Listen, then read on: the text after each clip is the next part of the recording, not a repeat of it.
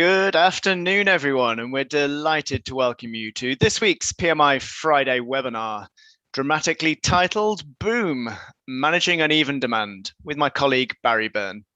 My name's Rich Seddon, and I'll be facilitating today's session. So you may or may not have noticed this, but at the top of the screen that's Barry sharing at the moment is the final set of public Greenbelt dates for 2021. So there is still time to get fully certified this year.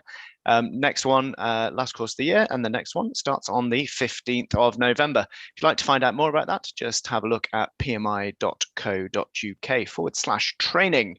So back to today, I'll be running the Q&A desks as normal and the chat. So please do use both. They can be found in your Zoom control panel. Keep your questions, comments, and observations coming, and I'll put them to Barry as we progress through the webinar. As usual, today's webinar is being recorded, and we will send all registered participants a link via email early next week to the full recording, both the audio and the presentation. As usual, we're broadcasting live on Facebook, LinkedIn, and YouTube. So to those of you joining us on the live streams, you're very welcome to be able to participate in the polls, receive the link via email, and make suggestions for future topics. Please do register at pmi.co.uk/webinars. We'll also be sending you a short voice of the customer survey at the end of the session. And as ever, really grateful for your feedback and suggestions for future topics. On that note of future topics, at the end of the session, I will be unveiling November's schedule, I'm delighted to say, and giving you a preview of that. The dates are available to book, again, at the same address, pmi.co.uk/webinars. Without further ado, I would now like to hand over to Barry, who's up there for me, but might be there for you. Thanks, Rich, and good afternoon to everyone. As Rich said, my name is Barry Byrne, and I suppose my work has spanned multiple sectors: maritime, aerospace, communications, fast-moving consumer goods, to name but a few. So whilst I was reviewing this particular webinar, I studied my notes from the last one, which always stands me in good stead. And looking at my opening paragraph, I was talking about COVID-19 and how it undoubtedly changed how we think, live, work, gather. And of course, referencing then disrupting the lives of many millions, and for some, having an even deeper and more profound consequence. And of course, COVID-19 has something quite unique. Its uniqueness is in its universality. It's global. So in the current climate of uncertainty and volatility, it's no surprise we find all of this quite unsettling. Businesses and consumers, and we are both, we're reordering our work and our spend, and often that's triggering, occasionally, and maybe more often than we want, dramatic volatile changes in demand. Some sectors that we are aware of are experiencing unforeseen upward demand surges as consumers go into panic buying, or certainly appears to be going into panic buying mode, whilst others are going in the opposite direction, sadly, a sharp decline in demand. And that's mainly because of the slowdown in global transportation that we're seeing, and allied with a shortage of labor. But if it's not managed, if we don't manage this instability properly, the instability and unpredictability can result in increased costs, decreased revenues, increased risk, and reduced profit margins. So that's essentially the topic I'm going to be talking about today, but I don't have time to dig into every aspect of managing uneven demand, boom, and the alternative to boom. But what I will be doing is highlighting some of the critical things for you to think about, for someone who's open to reflect on their current practice and the possibility of enhancing that in some beneficial way. So I'm going to share some of my insights and learning over many years, and too many to dwell upon, in all honesty, although Rich may well remind me, and hope that you leave us this afternoon sufficiently inspired to go away and find out more about this stuff. But perhaps my best gift to you might simply be the passing on some guidance I was given many years ago, and it's simply this: be comfortable with ambiguity. Now, how prescient was that statement? And free yourself from having to have all of the answers. Now, perhaps you may want to start your weekend here as a consequence of that, and if that's fine, that's in order. But for today, I'm going to describe these things. I'm going to talk about a current dynamic, and in brackets, at least where we are at this moment in time. The key to ensuring success in these volatile times, the challenge we face, and I'd also like to leave you later with some insights into where you might begin to focus, because there's lots of areas into which you can do that. Now, first, and if you wouldn't mind indulging me in a shameless plug for my good colleague, Des Kelly, and not that he needs much plugging in fairness, if the topic for today is of interest to you, then I'd strongly recommend that you visit our website. As I understand it, there are probably 60 plus webinars of interest. And I'd like you to dig out this particular gem. Of all of them, this is the one in terms of it's complementary to this work that we're going to be doing. Its title is Building a Resilient Supply Chain. Look out for that, if you will, on our website, on our YouTube channel. So search that out when you get a moment. First, what I'd like to do is get a feel for my audience and get some understanding of where you are just now. Now, I appreciate it's a personal perception, and who else would I ask? But nonetheless, I'd like to get some insight into the dominant thinking, our attitudes in relation to certainty or uncertainty, at least for this sample population alone. So, Rich, we're going to play this poll now, and the question that I'm asking our audience is, when are you at your best in work? When are you at your best? What's the circumstance, the dynamic that ensures that you can get the best out of what it is that you're attempting to do? Now, there's 4 answers, and 3 of them are very direct, and the 4th one is asking for perhaps something else. So answer 1, I need the certainty of knowing I don't like surprises. Answer 2, I like surprises, bring them on. I'm not bothered, I'm ambivalent, I can deal with both, doesn't really matter. Or perhaps something else entirely that I haven't quite identified just yet. And if you would, and Rich, I think you mentioned the chat room, please enter your something else, if you would, in that call.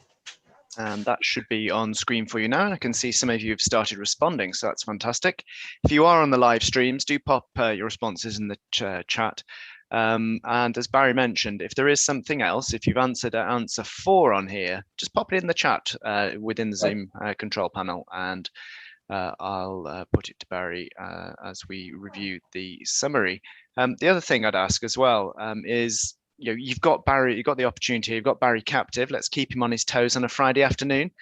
Do keep your observations. So the topics that Barry's raising, do let us know your thoughts on those, or if there's an alternative or something that you're not clear on, something you disagree with, you especially like a good disagreement on a Friday webinar.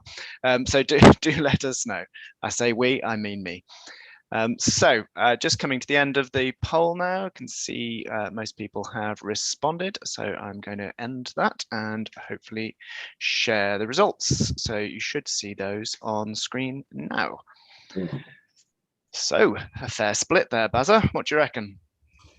Absolutely. I think in terms of, perhaps if I was looking at this, I think, but my colleagues might tell different, I'd probably say I'm not bothered, I can deal with both, and particularly if I've referenced ambiguity. Having said that, what is clear, there is a population that don't like surprises, and it's this predictability. And I suppose in terms of our business culture, what's the dominant business culture? Whilst personally, we may have a bias one way or the other, but is there a dominant bias in some of the businesses that we work with? In other words, do we assume that everything is predictable, and consequently our modus operandi tends to support that?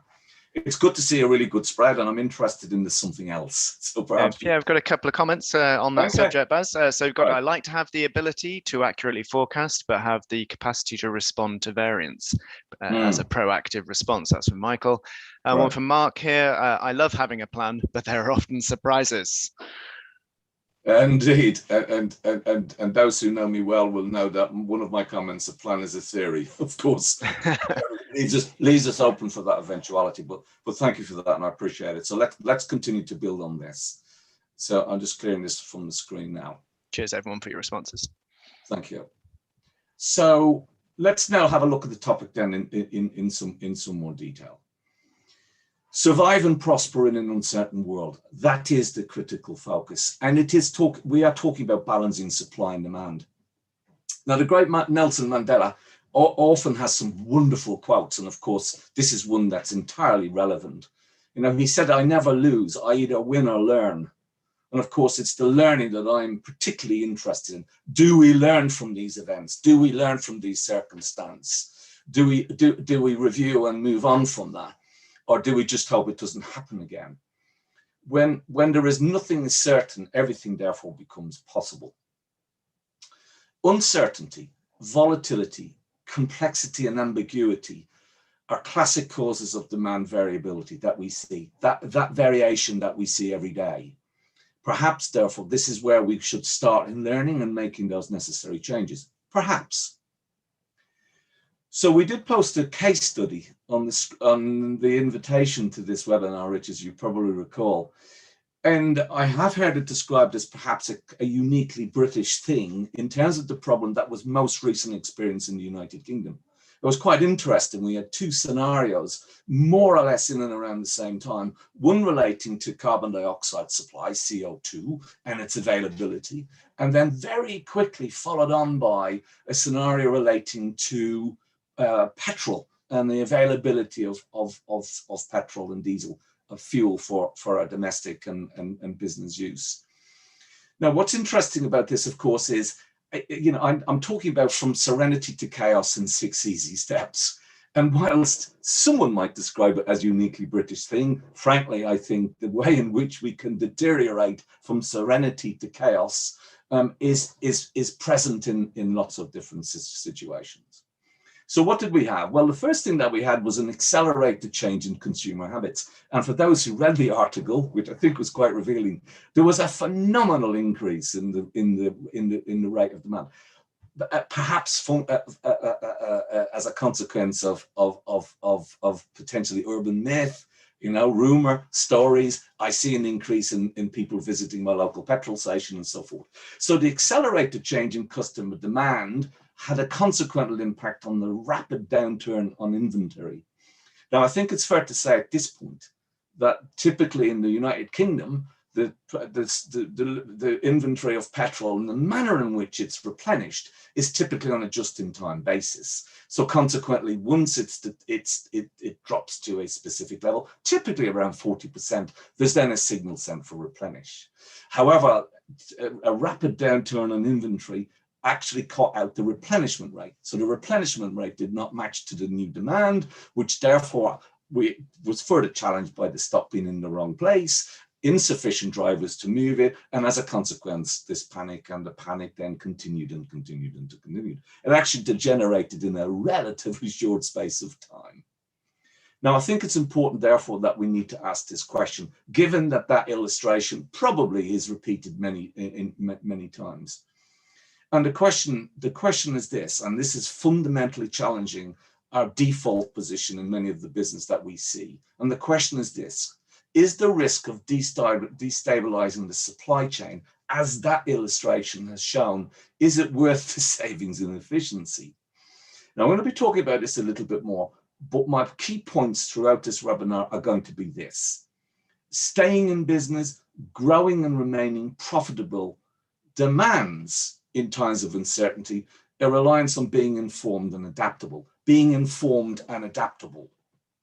No matter how good our plans may be, and we've talked about plans already, even those can be found wanting when we experience a pandemic, such as we did with COVID-19. It won't be enough to be efficient and effective. And we have to consciously break out of the thinking that relies on prediction alone. So if prediction is what we're about, we need to break out of our habit, because we like to be sure. And I understand that. This is this comfort that we have, the knowing rather than the not knowing, because we need to embrace a world where adaptability is the key to survival. Now, I did mention my career, and I think demand variability probably it sits within quite a number of the situations in which I'm confronted. Well, I suppose if you've been working for 45 years, it's quite likely I'm going to see some challenge somewhere. So what you see on the screen is probably the best view in one slide of 40, 50 years of aviation, of global airlines earnings. And it's also indicating the circumstance within which demand variability would be a real challenge, and clearly a concern for what we would call supply chain management and how do we manage these. And that's irrespective of the level of maturity of the supply chain itself. So the chart I'm showing here is of global airline earnings, and it speaks for itself then in terms of this volatility, triggered by many macro events. Now, having worked in the aerospace industry for over 10 years, some of the latter events are indelibly printed on my brain because we needed to respond to them. But I think at this point, if I can put a disclaimer in, please do not associate all of these events with me working in the aerospace industry. There's no causal correlation between the two. So the macro events that we see affect every link in the global supply chain. And this is not just in terms of manufacturing. Every business typically who have a customer has a supply chain into that. So it's supply chain small s, small c. Whilst some of the content today is in and around manufacturing, I need you to keep open to this as a supply chain, irrespective of whether you're in manufacturing or services and so forth. So macro events will affect every link in the global supply chain, as we're seeing today, from buying of the raw materials and whatever that may be, setting and maintaining safety stocks, to planning and logistics, and all of those sort of processes and systems that need to be in place. Now, as we look at COVID, of course, there's no doubt that we can see, if we use the UK GDP figures as a case in point, the radical downturn as a consequence of that scenario. Now, firefighting or being seen to do something type of activity so that we can maintain supply, it may be a dominant response where our supply chains are disrupted. However, being ready and prepared for any eventuality means an organization responding effectively, efficiently, and adaptably. It's vital that all of the pieces of your supply chain puzzle link seamlessly, irrespective of manufacturing or service. And of course, that's easier said than done. Now, of course, when we're talking about puzzles and jigsaw pieces, I always find having a picture on the box very useful when constructing the jigsaws. Maybe that's me, and maybe that's what we need to see. Now, I've referenced just in time, and I suppose it's useful to bring Toyota into this in terms of a philosophy, a principle. And I suppose in this case, I'm being provocative in terms of, has just in time run out of its time? There is also another question that sits in the back of my head, and it is, have we leaned too far? Have we looked at efficiency as being the key driver? And have we looked at that efficiency being in just part of our supply chain? Just considering what we need for just in time to work optimally. So the system that says, in order for me to operate efficiently, I need to have a steady production system. So no surprises. I need to have error-free work, problem-free plant and machinery, and reliable, capable suppliers. I'm not asking a lot here. But there is a point at which we need to consider, are we leaned too much? And is just in time, as it is that something that we might need to go and reflect on again and say, is it still fit for purpose? Now, for those who are not aware of the just-in-time principle, it's typically focused in on minimizing inventory. And inventory, typically in manufacturing, would be in stock or work in progress. Now, inventory in services may well be people. It may be people in a queue. It could be telephone calls. It can be email. It can be our IT software systems. So as we're looking at inventory, please don't restrict yourself to continue to consider that strictly it's a manufacturing thing. It isn't. So the reason why just-in-time production systems are useful is typically because they cut inventory costs, because the manufacturers who use the equipment essentially receive the materials or parts just before they need to make use of it. So the storage costs are cheaper, and they are not left with unwanted inventory if an order is cancelled or not fulfilled. Of course, if something like COVID-19 arises, that also then gives them an element of protection. The question is, how much protection do they need?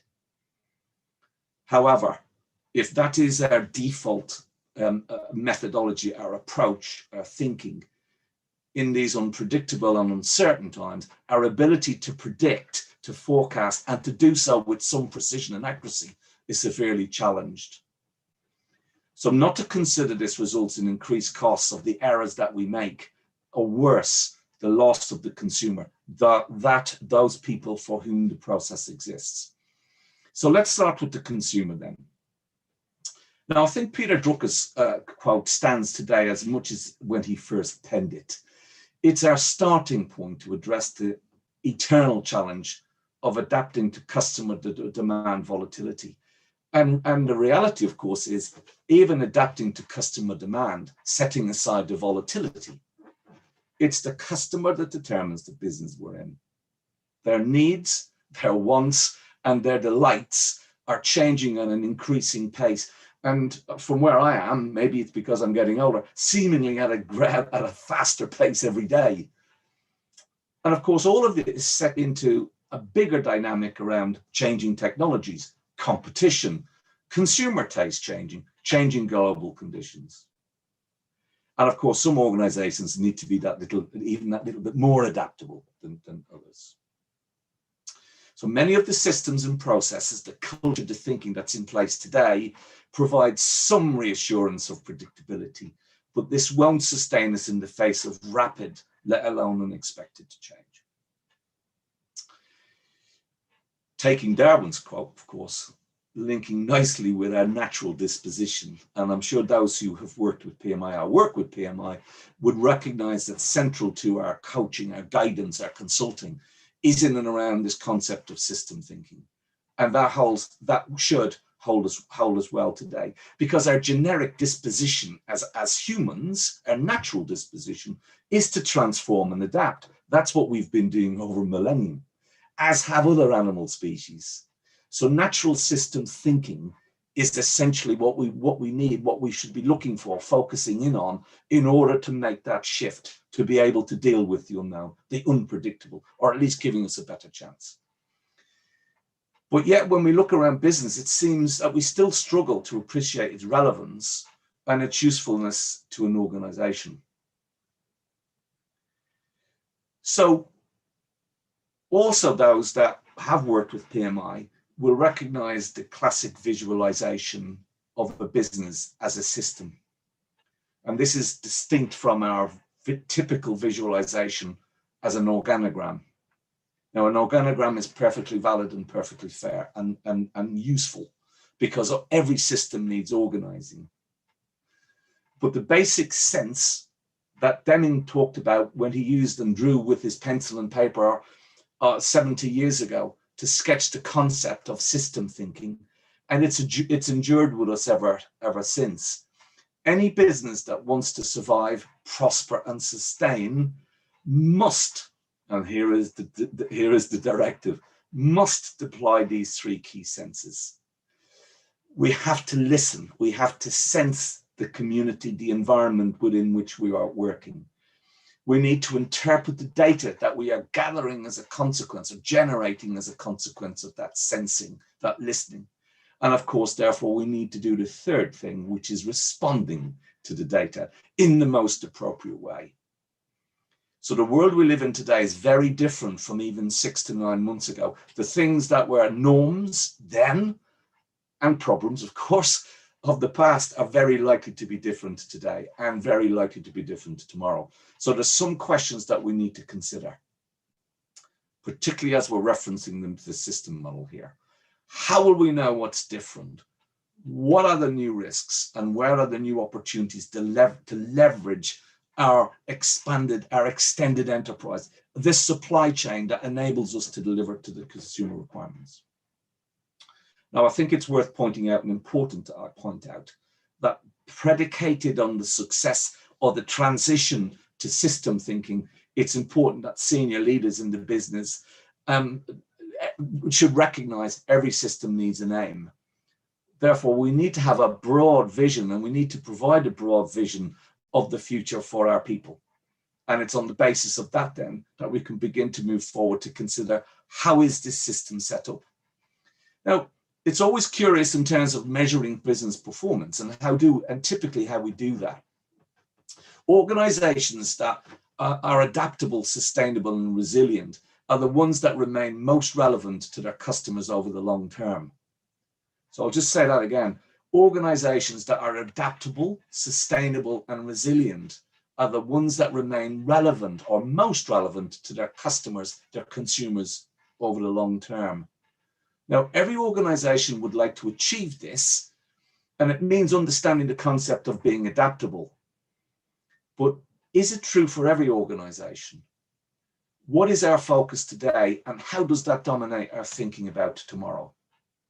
So what you see here are typically the two key metrics or series of metrics, suite of metrics that we experience in our work with many clients today.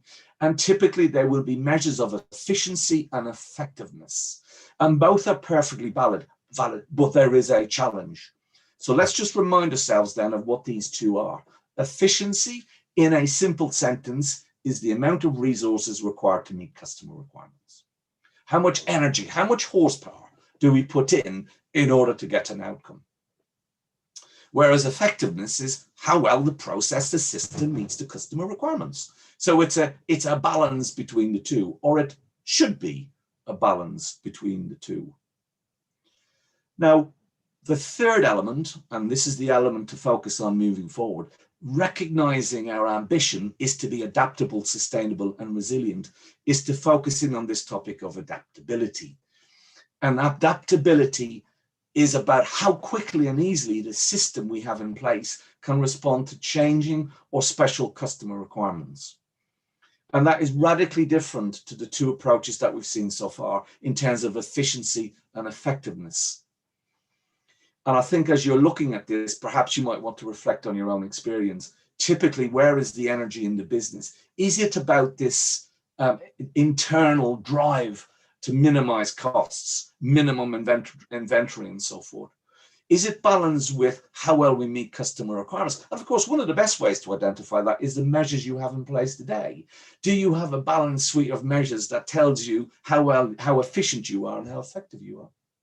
I have to say that adaptability measures are that little bit more challenging, and there's a good reason why. But before we get to that point, I think it's important that we reflect on this. That before we even consider moving into the adaptability world and this future state, in this forward proofing, I think it's important that we realize it's critical that we have a balance between the two. An over-reliance on efficiency may lead to an inward-looking organization. And that may end up being very efficient, but sadly at delivering the wrong thing. So you might want to reflect on your own practice. And whilst you're doing that, the next poll, if you would, please. So what I want to get a feel for then, I need to get a feel for is how well can your business predict the future? And this is this crystal ball gazing. And of course, you know, we do talk about predictability. We talk about control charts every day in our work. So there is an element of predictability based on data. However, I'm asking you some direct questions here. How well can your business predict the future? So looking into your business base just now. Answer one, we are a just-in-time business. Absolutely perfect. We are bob on, world class. Second, we're very good at forecasting, and we never need to replan. We are good at forecasting, but do have to replan on occasions. Answer four, we routinely replan because we don't forecast well. And I wonder who gets the blame for that. And fifth, we really struggle with forecasting. Thanks, Rich. And again, same as last time, if there is anything else, do pop it in the chat. Applies to the live feeds as well. See, we had a few comments last time. And I can see people have started to respond as well, which is Thank you. Thank you very much. So just give that a few seconds.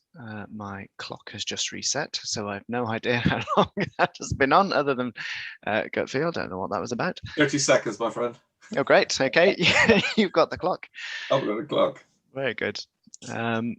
Okay, so thank you, people responding on that. And I can see various responses coming in across the screens. Okay, thank you very much. Last couple of seconds, and we'll see where we get to. And that is us. Okay.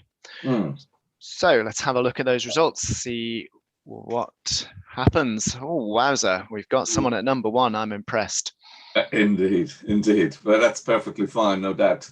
We will have those. I think it's really interesting. You know, we're good at forecasting, but do have to replan on occasions, and we routinely replan and so forth.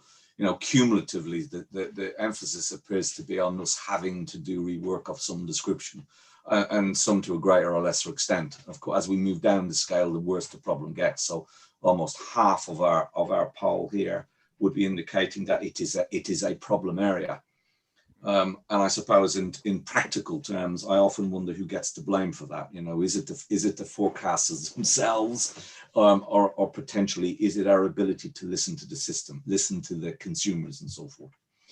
So thank you for that. I want to build on that further then in terms of predictability. So I've got another comment here, Baz, just before we move on.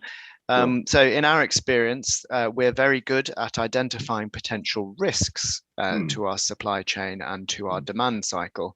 However, we mainly deal with those hopes with an element, with those risks with an element of hope, i.e. hope that the risks we've identified won't ever occur. And then it's very rarely followed up with investment to match the risk. Right. And so therefore, I'd say in response to your question, we focus mainly on efficiency. Okay. That's not the same person that answered number 1, I'm guessing. No. Okay. I'm very insightful. I remember one of my clients continuing to impress that hope is not a strategy, and I think that's well phrased. Yeah, it's you know, under steady state and quiescent conditions, you know, relatively steady, and we still have these challenges. It then really puts the pressure on us when we have something as we've just experienced for the last 18 months. But no, thank you for that comment. I think it's really insightful, and I would want to reflect on that further. Yeah, please do keep your comments, questions coming. We'd love to hear from you. Cheers. Excellent. Okay, so adaptability, and here is the point. Adaptability is actually a strategic choice. You know, we are agile as a consequence of that adaptability, you know, this nimbleness that we have or that we see in some of our organizations. But the point, adaptability is a strategic choice. We deliberately set out to deploy the relevant levels of adaptability. Now, it's a very admirable quality, naturally. Why else would I be saying that? And that's both for people and for the businesses themselves. But, you know, I think our poll was also indicating that as individuals and businesses, actually, we like predictability as well. So sometimes I wonder, is there a conundrum, you know, that we're trying, or a dichotomy that we're trying to resolve? And again, it comes back to this tending not to like surprises. So how do we find a balance between adaptability and predictability? And particularly then between, I suppose if you call it, adaptability and predictability, flexibility and fixedness, which is an expression I've heard, and somehow, you know, practice the best of both. I'm not sure if those words are English, Rich, but no doubt you'll help me on it. So the question remains, what is the degree of predictability and adaptability needed within your organization, and are processes in place to accommodate both? Now, being able to answer these questions are a great starting point, is finding the balance. Organizations need to put agile process in place to become more adaptable, while at the same time keeping a high degree of predictability. We've got to get that balance. So in terms of the processes themselves, it's important that there is a communication process in and around the processes, so that the circumstances and the conditions are monitored and discussed. So we always have that as part of our modus operandi, and changes would be made whenever necessary. So it comes back to our friend who talked about risk, you know, that we identify risk, but actually nothing happens as a consequence, and we sit in hope. Yeah. So I think what I'm impressing here is coming back to this sensing, this listening on the top right-hand corner of our system map. is this need for communication oriented, the monitoring and the discussion of as we see the situation begin to change. So, and we're talking then about perhaps some very focused questions, and I'm deliberately setting these questions out here. They're not exhaustive in any way, but I think it should be beginning to get for you to get a feel for what are the sort of questions that are now going to be important.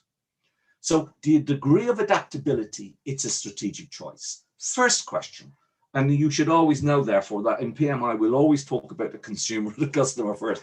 How flexible do we wish to be with our consumers, with the customers? How flexible? And of course, what's the customer prepared to accept? Because there is a threshold. What's important to them? But that's the first question. The second question, how flexible and responsive does our system need to be in order to meet that flexibility?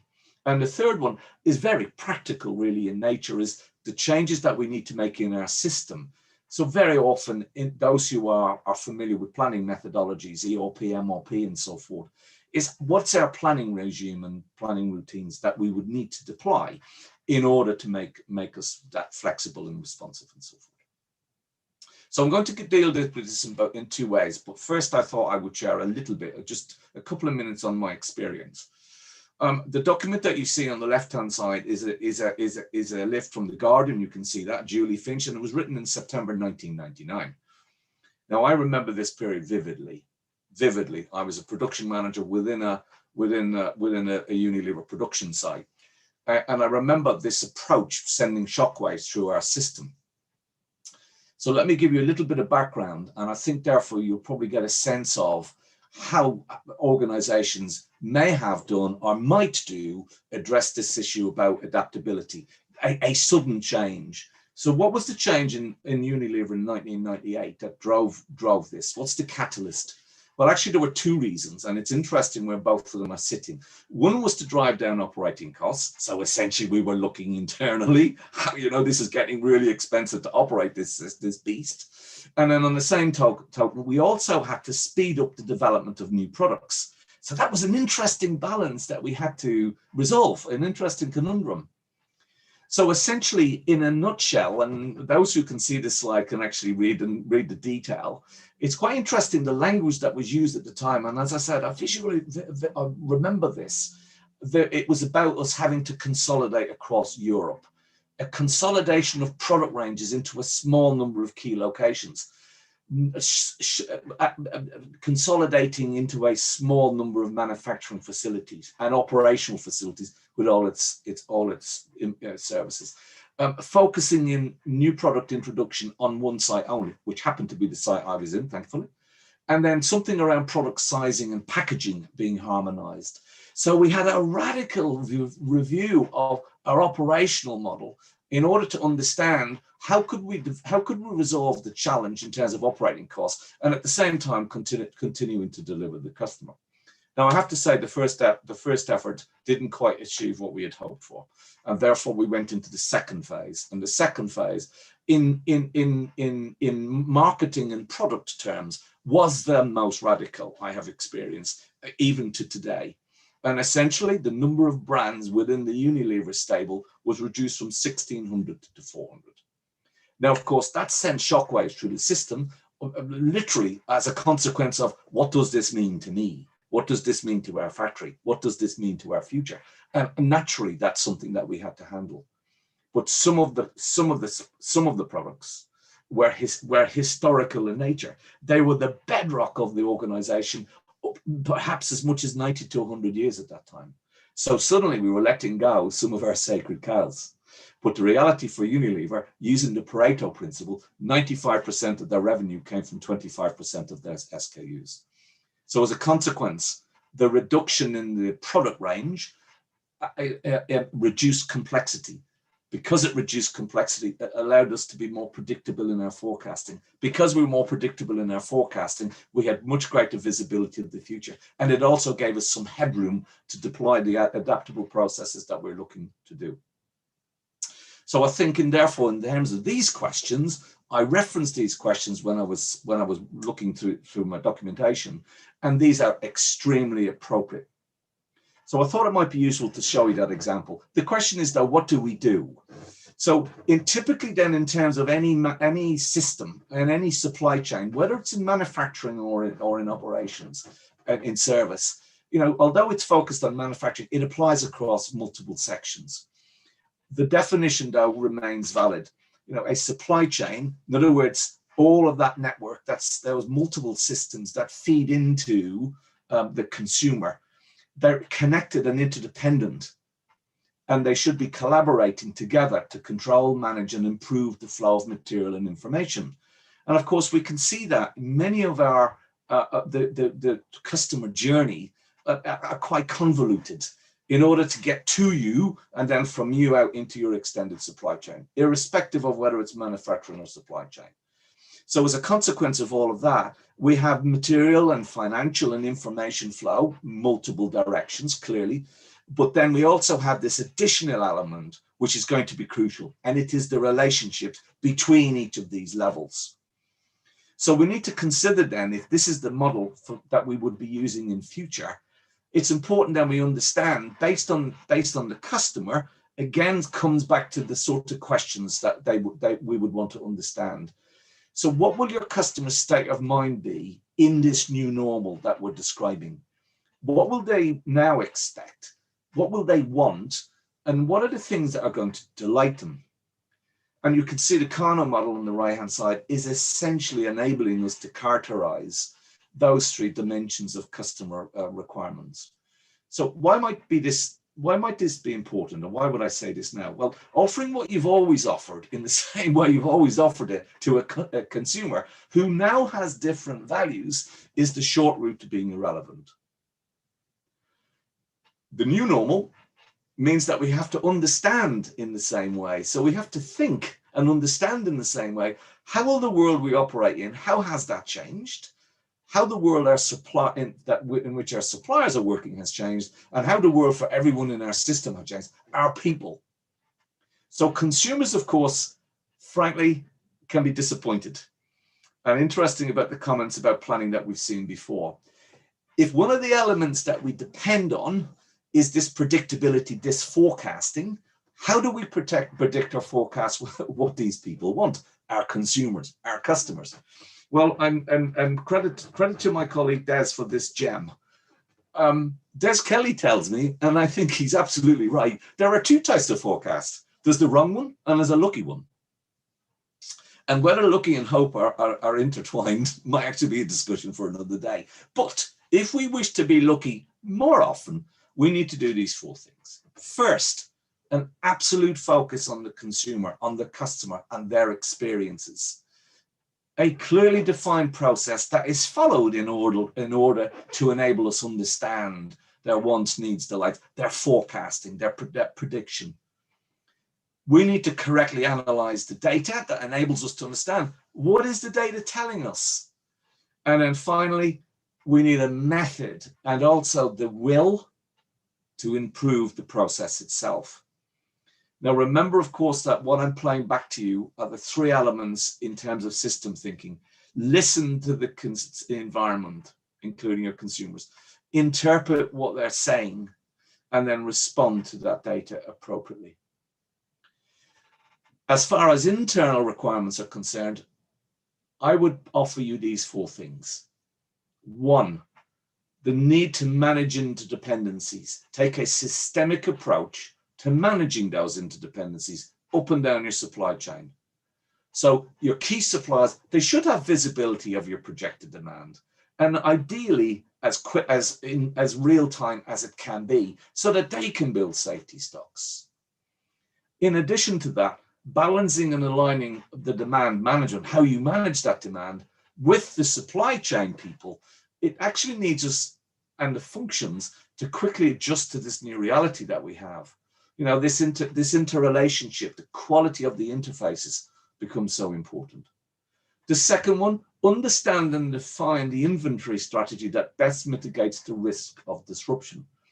Now, I think the easiest way to describe this is most businesses who do have an inventory strategy, unfortunately, even the best ones have been caught out by the magnitude of the disruption caused by COVID. And Toyota being a classic case in point. There is as you're probably aware, a significant shortfall in microprocessor availability within the automotive industry, and that's a recurring issue. There has been a fire in a production facility, but actually Toyota was quite an interesting case in that, as a consequence of the Fukushima nuclear disaster following the tsunami, Toyota were essentially caught out by one of their microprocessor suppliers having been in the zone, the exclusion zone. And as a consequence of that, in 2011, they prepared themselves for a future state, what might happen, what conceivably could happen, understanding risk, but in this case, doing something about it. So Toyota have been protected to a degree, but we now know that their inventory is running out. So even the perceived best in class can also be cut out, but at least they prolonged the delivery to the consumer. The third one is a natural, just how we do our work around here. It's the need to eliminate waste, to reduce lead times, because this is one of the areas in which you can get maximum opportunity for adaptability, how quickly that we can move and so on. So relentlessly hunt down and eliminate sources of waste. And the final one is this, that the need to source and activate reliable, capable, demonstrably capable additional suppliers has to be part of your thought process. If you've got multiple sources of inputs, you need to move quickly to select and activate secondary suppliers in order then to preserve us and protect us from that spikes and the variation that we're seeing. Of course, I would be imploring you to wrap all of this around this balance of efficiency, effectiveness, and agility. So just a couple of comments before you move on. Sorry to interrupt you, Flo. Yeah. One is a comment. Thank you very much. It says we often struggle with quantifying the potential likelihood of the kinds of disruption that you describe it. We're good at spotting the potential, but then struggle to quantify it in itself, and therefore the likelihood of it occurring.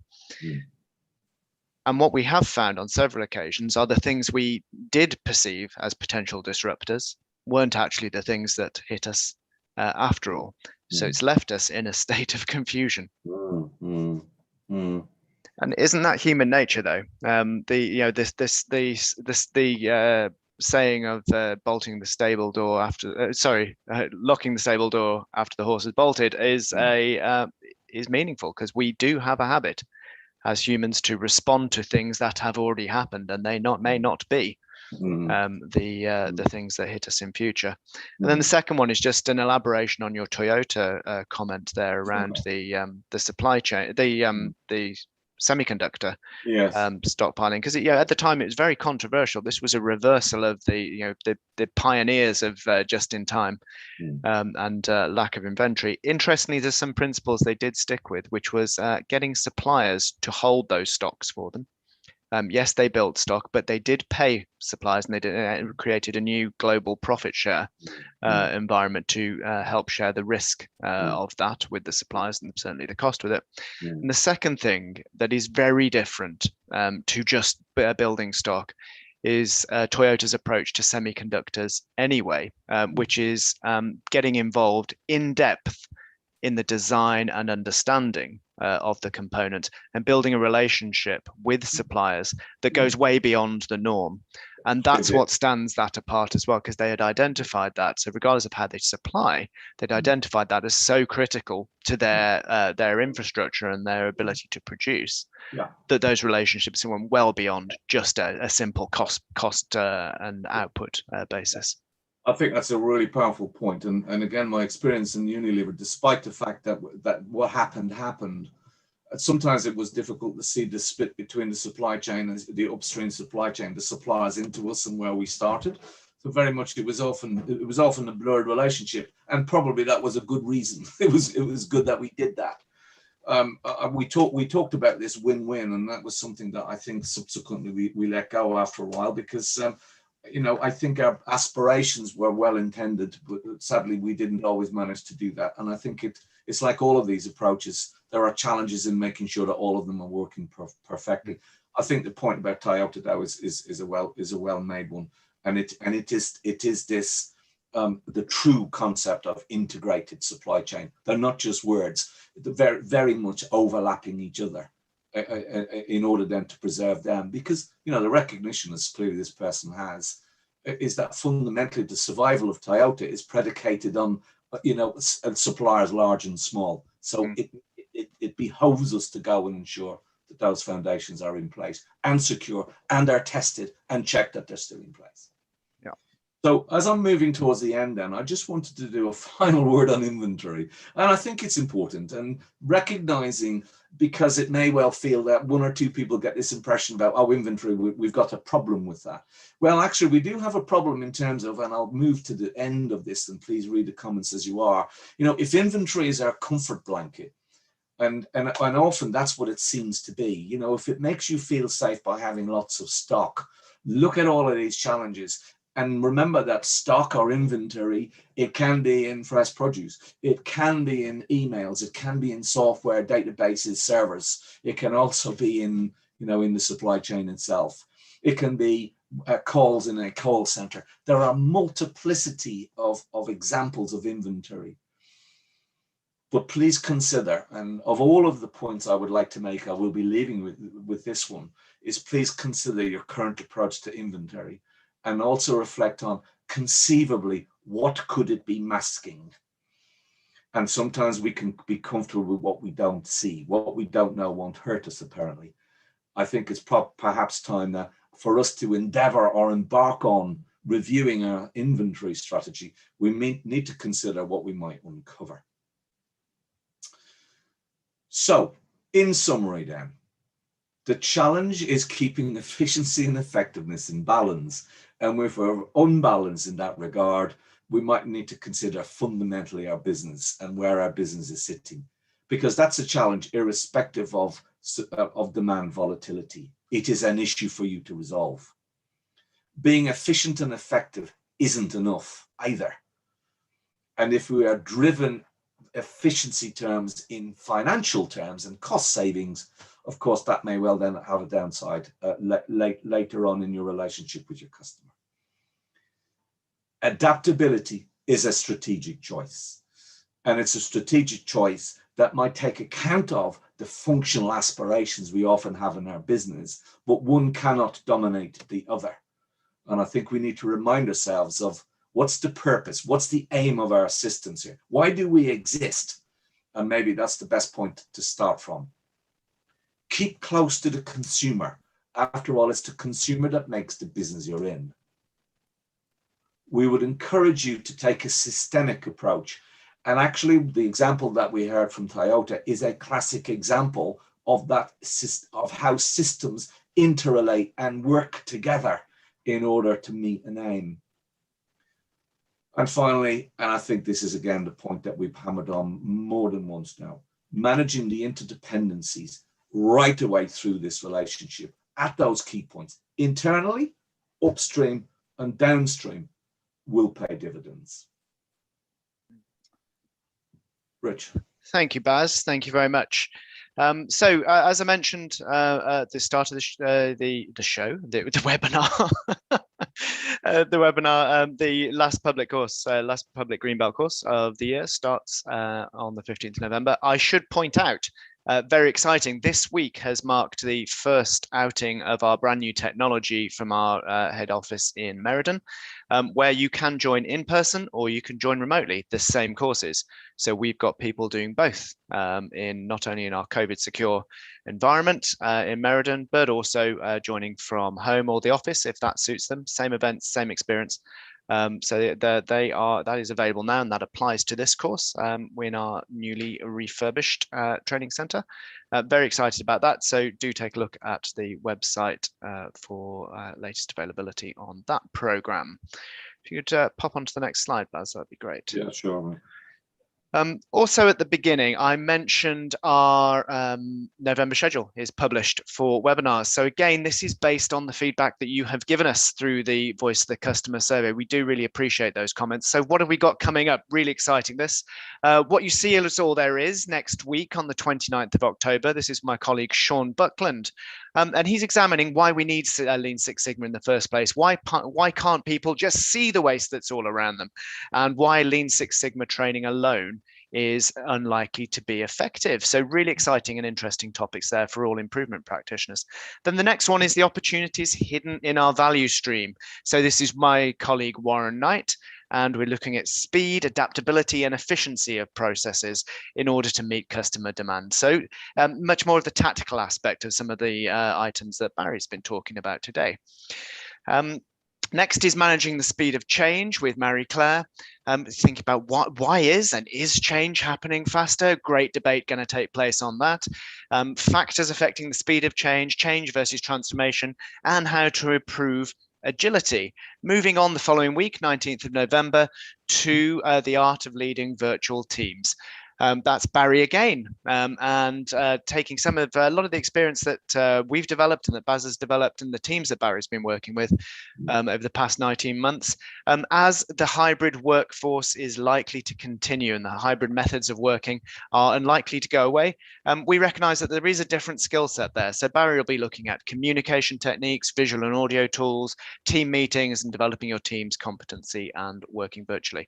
And then finally, on the 26th of November, ending the month, is Sean Buckland again, this time talking about agile and the myth or magic thereof of agile improvement. So we'll be talking about the principles of agile improvement, rapid cycles, and continuous evaluation. So really exciting, very topical schedule for the month. So do take a look at those, register in the normal way, pmi.co.uk/webinars. And then finally, do look out on Monday. The latest edition of Leading for Business Excellence, our podcast, is launching. A very exciting one. That'll be out first thing on Monday morning. Subscribe to on your usual podcast services.